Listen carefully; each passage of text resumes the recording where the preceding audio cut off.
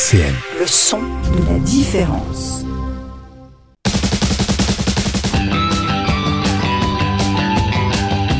Biodiversité sur RCN. Bonjour et bienvenue dans Biodiversité sur RCN. Aujourd'hui, nous accueillons Amandine Dupré de l'entreprise Chez Mandy. Bonjour Amandine, comment vas-tu ? Bonjour, je vais bien, merci. Et toi ? Ça va, merci. Est-ce que tu peux te présenter ? Oui, absolument. Je m'appelle Amandine, j'ai 32 ans et j'ai créé ma propre entreprise il y a maintenant un peu plus d'un an et demi à peu près. Et c'est une entreprise basée principalement sur la rénovation de meubles et l'upcycling. D'accord. Est-ce que tu peux nous parler de ton parcours ? Comment tu en es venue à créer cette entreprise ? Oui, bien sûr, je peux. Alors, j'ai fait un parcours totalement différent de ce que je fais aujourd'hui. Moi, j'étais plus scientifique à la base. J'ai fait un bac scientifique. Après, j'ai fait une fac de bio à Vendeuvre, pas loin d'ici. J'ai fait 3 ans. Et après, en fait, j'étais pendant plus de 6 ans soigneur animalier et je travaillais avec des otaries. Et puis un jour, voilà, je me suis reconvertie et j'ai toujours été très créative et je m'en suis un peu éloignée pendant quelques années.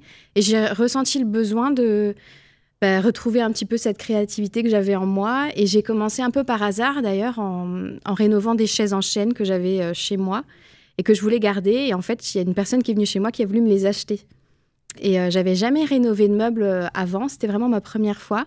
Et puis, en fait, c'est comme ça que c'est né, un peu par hasard. J'ai commencé après à rénover un autre meuble et on a voulu me l'acheter. Et après, j'ai ouvert une entreprise. Okay. Voilà. Du coup, tu peux nous parler de l'entreprise Chez Mandy ? Alors, c'est une entreprise basée à côté de Pont-à-Mousson. Je suis domiciliée à Bouillonville. C'est un petit village que très peu de gens connaissent. C'est à côté de Thiaucourt-Regnéville, à 20 minutes de pont. Et donc, c'est dans mon atelier, chez moi, que je travaille. C'est-à-dire que je redonne vie en un claquement de doigts à des meubles un peu et énormément oubliés. Vous savez, tous ces meubles anciens, très foncés, pas très jolis, pas très modernes, qu'on a tous envie de jeter, entre guillemets. Et c'est ces meubles-là, principalement, que je récupère et que je rénove. Et j'ai aussi une partie décoration que je suis en train de développer. J'aimerais beaucoup également proposer des prestations de décoration basées uniquement autour de la seconde main. Parce qu'on ne se rend pas compte de ce qu'on peut faire avec des articles qui ont déjà été utilisés, qui sont encore en super état. Et s'ils ne le sont pas, on peut toujours les pimper et les réutiliser. Parce qu'en fait, on se rend compte aujourd'hui qu'il y a beaucoup de gens qui pensent que ça coûte très cher de se sentir bien chez soi, que décorer et se meubler, ça coûte extrêmement cher, alors que pas forcément. Il y a plein d'astuces qui existent et moi, c'est ça que je mets en avant à travers mon activité. Et quelle est ta zone d'activité ? Je travaille en fait à un périmètre très large. Personnellement, je me fais en général 2 heures de route maximum, mais je livre dans toute la France. Ok, super. Et où est-ce que tu trouves les meubles que tu veux rénover ? Et ça, c'est des super astuces que je vais donner aux auditeurs. Alors, bien évidemment, il y a les Emmaüs, il y a les recycleries, les magasins de seconde main. Il y en a de plus en plus aujourd'hui. Il y a aussi Le Bon Coin, qui est très connu, Marketplace.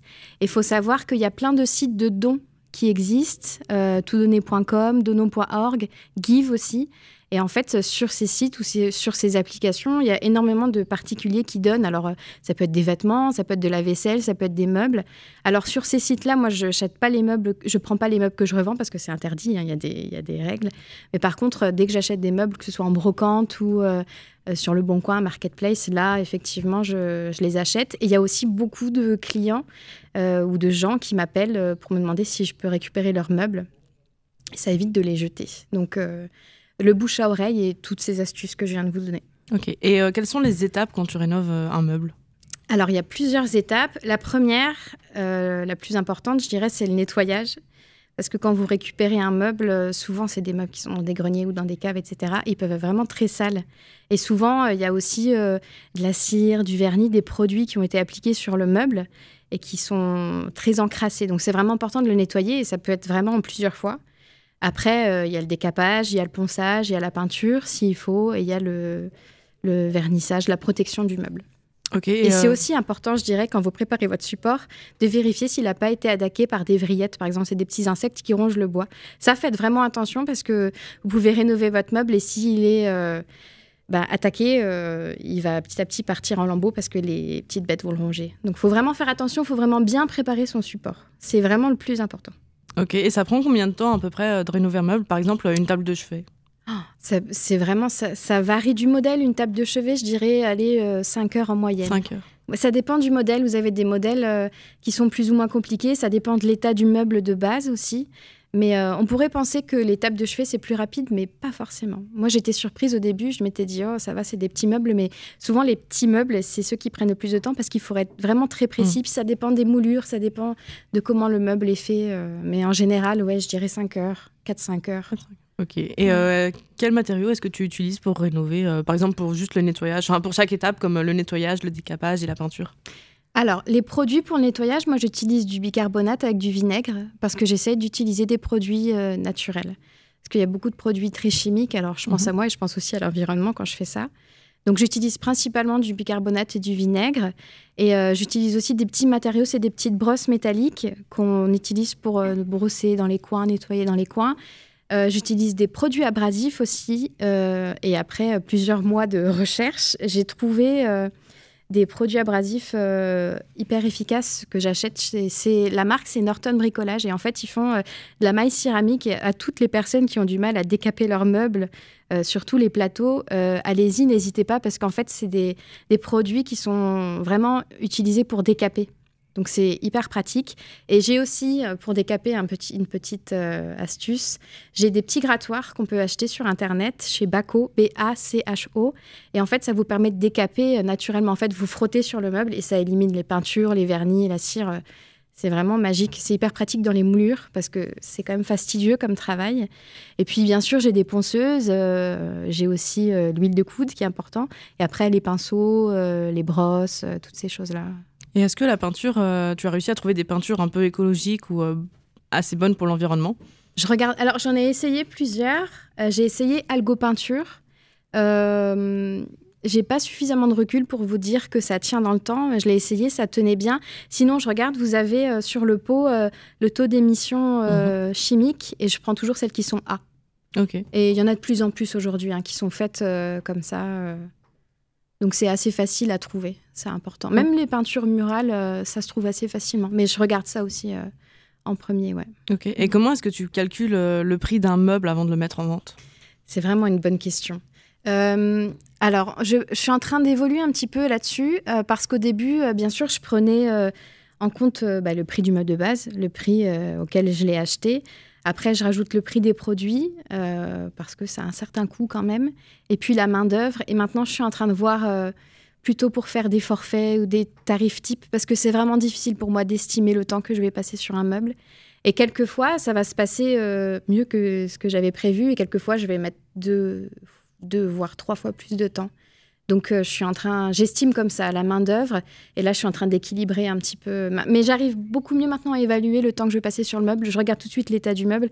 Et si je vois qu'il y a vraiment trop de choses à faire et que je n'arriverai pas à rentabiliser, en gros, le temps que j'ai passé dessus, je ne le prends pas. Voilà. Et est-ce que tu as eu des retours sur des meubles que tu as vendus, qu'ils soient bons ou mauvais? Énormément. Ouais, ça m'est arrivé. Alors, j'ai de la chance jusque-là, je croise les doigts. J'en ai eu beaucoup plus de bons que de mauvais. Une fois, j'avais utilisé un vernis sur une commode, par exemple. Et c'était un vernis qui tenait pas très, très bien, qui avait pas tenu sur la peinture. Ça arrive. Et ça avait un peu rayé. Dans ce cas-là, c'est pas très grave. J'ai tout décapé, j'ai recommencé. Voilà. Mais sinon, franchement pas. J'ai de la chance. Et une fois aussi, parce qu'il faut savoir, à tous les gens qui veulent rénover des meubles, les meubles anciens ont une odeur assez particulière pour certains. Donc, c'est vraiment très important au début de bien les nettoyer et de les désodoriser parce que sinon, ça reste et c'est vraiment très désagréable. Une fois, j'ai pas réussi à désodoriser le meuble. Alors, c'était au début. Maintenant, j'ai des astuces, mais... Donc celui-là, tu n'avais pas pu le vendre Non, j'avais pas pu. Ok, et nous allons faire une petite pause en écoutant Easy on Me de Adèle avant de nous retrouver. Biodiversité avec Clotilde Gougelin. Nous sommes toujours avec Amandine de chez Mandy. Amandine, est-ce que tu peux nous parler des accompagnements que tu proposes? Alors tout à fait. Alors quand j'ai créé l'entreprise, j'ai réfléchi à plusieurs prestations parce que je voulais être accessible à différents types de personnes. Donc, je vends des meubles. Donc, soit je vais chercher, je chine moi-même, c'est-à-dire que j'achète le meuble, je le rénove comme je veux. Ça me permet un petit peu d'exprimer ma créativité et après, je le mets en vente. Soit je rénove des meubles sur mesure. Donc, il y a plusieurs cas de figure dans ce cas-là. Soit ce sont les gens qui m'amènent leurs meubles. Et souvent, c'est des meubles de famille et ils y tiennent vraiment beaucoup. Et dans ce cas, on le rénove. Donc, on parle ensemble des choix de rénovation. Est-ce qu'on garde le bois brut? Est-ce qu'on peint? Quelle couleur? Est-ce qu'on habille les tiroirs? Est-ce qu'on change les poignées? Toutes ces choses-là. Ils choisissent et on adapte le meuble à leur intérieur. Soit ils choisissent une de mes pièces non rénovées que j'ai en stock, parce que j'ai certaines pièces en stock. Donc, quand les gens cherchent une commode ou un buffet, etc., ils m'appellent et ils me demandent ce que j'ai. Si j'ai des choses qui leur conviennent, dans ce cas-là, on choisit la pièce et on fait une rénovation sur mesure classique. Et sinon, je peux les aider à chercher leur pièce de base. Parce qu'il y a vraiment des personnes qui sont axées seconde main et qui veulent vraiment retrouver le charme de l'ancien, la qualité aussi des meubles anciens. Franchement, il n'y a pas photo. C'est des meubles vraiment hyper qualitatifs. Et voilà, ils veulent vraiment cette patte-là. Sinon, j'accompagne les gens dans la rénovation de leurs meubles parce qu'il y a quand même beaucoup de personnes qui veulent participer. C'est hyper satisfaisant le fait de se dire « Oh, j'ai rénové mon meuble et je l'ai fait moi-même ». Donc, j'ai des accompagnements à différentes échelles, à différents tarifs en fonction des besoins et en fonction des moyens financiers des gens aussi. Et puis, je suis en train de développer des ateliers aussi. Mais vraiment, mon but principal à travers tout ça, c'est d'encourager les gens à consommer de la seconde main et à ne pas jeter et à ne pas racheter encore et surconsommer. Voilà. J'allais justement te parler des ateliers découvertes que tu proposes. Est-ce que tu veux nous en parler? Enfin, si c'est encore en développement, En fait, c'est en développement, ouais. Donc, je ne peux pas trop en dire pour le moment, mais j'ai quelques idées. Parce que, en fait, c'est difficile de rénover un meuble en 2 heures. C'est sur plusieurs jours. Donc, en fait, je pense que je vais décomposer les étapes et je vais amener des meubles déjà rénovés à différentes étapes. Il y aura un meuble, par exemple, non poncé, non décapé. Un meuble poncé, il faudra le peindre. Voilà, il y aura plusieurs meubles à différentes étapes de rénovation parce que c'est vrai que c'est pas évident de condenser tout ça. Et je pense que je vais faire différents types d'ateliers aussi. En fonction de la cible et de ce que je veux expliquer, ce sera plus simple. D'accord. Et est-ce que tu peux nous parler des tarifs pour les accompagnements de rénovation de meubles? Alors oui, le premier, c'est à 40 € et c'est là 1 heure où j'échange avec la personne. Alors soit on se voit en direct, soit au téléphone ou en visio. Et la personne me pose toutes les questions qu'elle veut pendant 1 heure. Alors je pense que dans ce cas-là, il faut quand même avoir quelques bases de bricolage parce que c'est vraiment pas facile. Je pense que c'est vraiment quelqu'un qui a quelques bases et qui a juste besoin de quelques astuces pour se lancer. Il y en a une deuxième à 70 €. Là, pareil, pendant 1 heure, j'échange avec la personne et à la fin, je lui fais un dossier récapitulatif avec le matériel qu'il doit avoir, les étapes, etc. Tout est détaillé. J'en ai une troisième à 150 € où là, j'ai en plus de ça un groupe de conversation où j'échange H24 avec la personne. Donc, je la suis jusqu'au bout. Et la quatrième, je vais chez la personne et je le rénove avec elle. Parce que c'est vrai que c'est facile. Enfin, théoriquement, je peux dire aux gens, faites comme ça, mais dans la pratique, c'est différent. Souvent, puis les meubles sont tous différents. Donc, j'essaie de cibler en général sur un meuble parce que la personne peut avoir 3 meubles et ça peut être très différent. Donc voilà. Et est-ce que tu vas sur des salons ou dans des événements pour sensibiliser à la rénovation à la seconde main? Alors, j'ai fait effectivement le village des solutions l'année dernière et il y a 2 ans. Et là, je suis en train de voir un petit peu, parce que maintenant, voilà, j'ai le véhicule nécessaire, j'ai tout ça. Je suis en train de voir les salons que je vais pouvoir faire pour présenter ce que je fais et puis sensibiliser les gens aussi à ce sujet-là. Parce que c'est vrai que c'est vraiment un vrai sujet. Moi, depuis que je fais cette activité, j'ai changé ma façon de consommer de façon globale, en fait.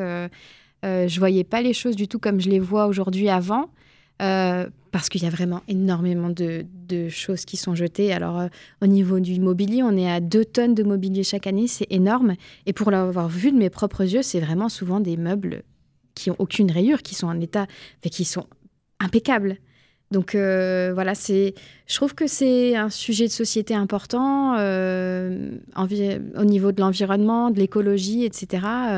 Et puis, il y a quand même beaucoup de gens, je trouve, de plus en plus qui sont axés sur ce sujet.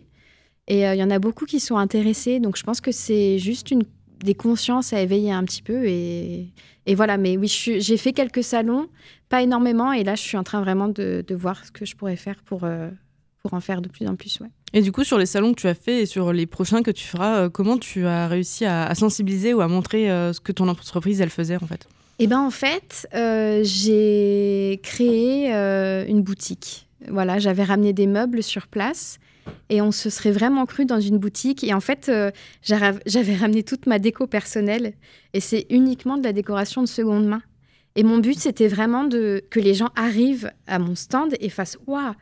Et c'est ce qui se passait à la plupart des cas. Et je leur expliquais qu'en fait, tout ce qu'ils avaient devant eux, c'était de la seconde main.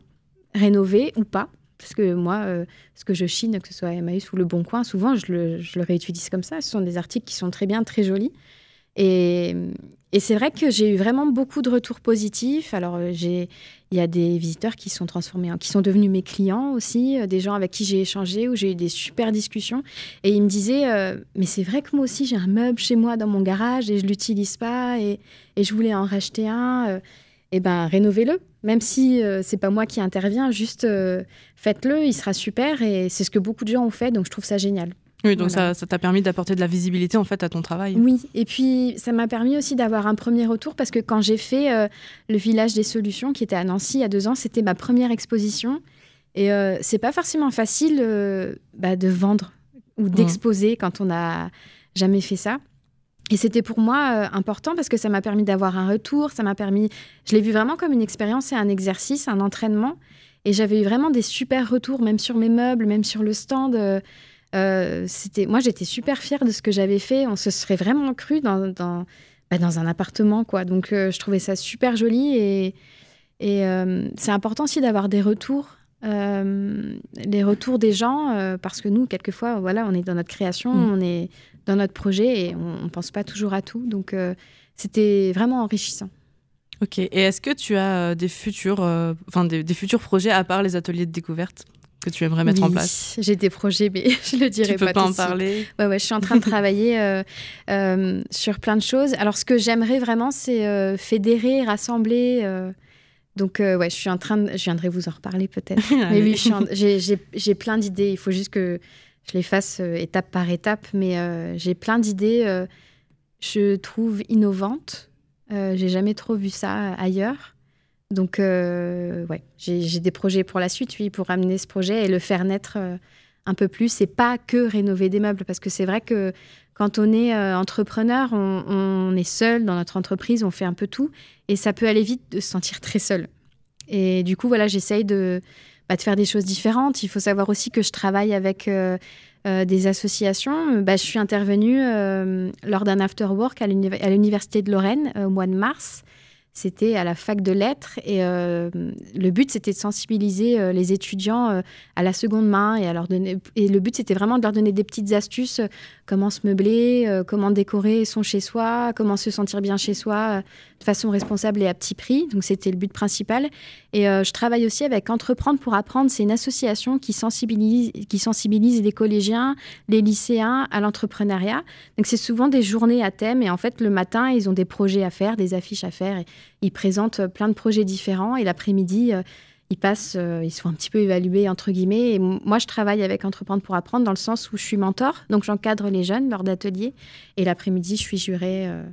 Donc voilà, le but, c'est de sensibiliser vraiment les étudiants à l'entrepreneuriat et à leur montrer qu'il y a plein d'autres choses différentes qui existent. Et c'est vraiment chouette parce que c'est une journée hyper enrichissante pour eux. Et je trouve qu'ils travaillent d'une autre façon. Puis j'adore cet échange qu'il peut y avoir humainement, que ce soit avec les étudiants ou même avec mes clients aussi, ou quand je vais chercher un meuble. Souvent, on passe du temps à discuter de l'histoire du meuble, etc. Et je rencontre vraiment plein de gens. Et c'est vraiment enrichissant pour moi, cette aventure. Pas que sur le plan matériel, je peux dire, mais humain aussi.